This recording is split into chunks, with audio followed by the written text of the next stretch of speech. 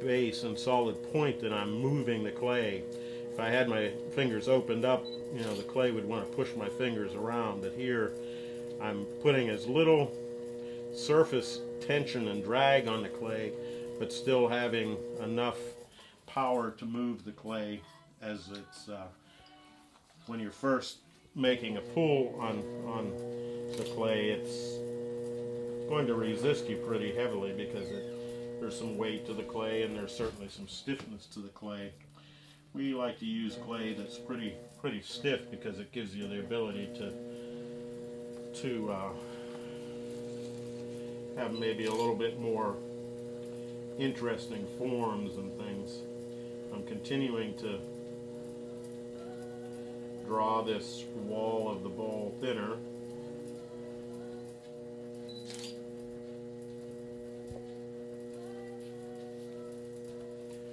And when you finish a pull, it's good to rest on that top rim.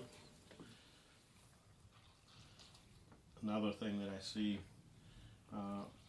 people doing is they'll come up and all at once they sort of just slip off. And anytime you're changing the clay in just some portion of this circumference, you're going to get the clay wobbling around a bit.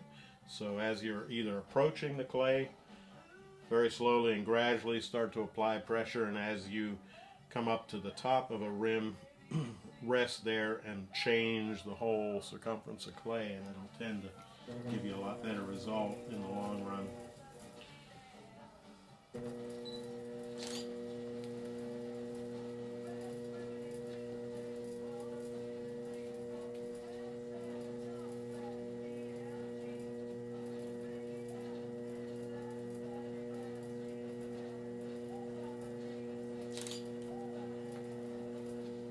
Again, I'm still thinning the clay, and you can see it expanding the circumference. The diameter is increasing in terms of its size, and the clay is thinning. Probably at this point I'm going to use another tool, which is a needle tool. That's just a wooden stick and a fine needle. And I'm going to trim this top rim here, because you always get some irregularities and things in that top rim, and so eventually trimming that off is a good idea. Now I've switched over to an elephant ear sponge, which that's why it's called elephant ear, because they tend to be shaped that way, and they're a natural sea sponge that grows sort of flat and has a really fine texture to it, so you can finish off edges and things like that, and also wrap it around the rim to get it nice and smooth and compacted.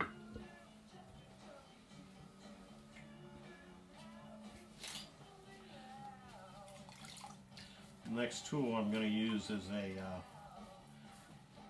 smooth stainless steel rib, and it's sort of spring stainless steel, and you can bend it and move it around to conform to the curve that you have.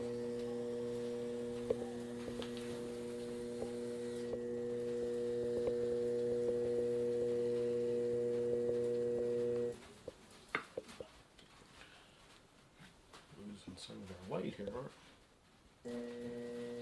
Rain.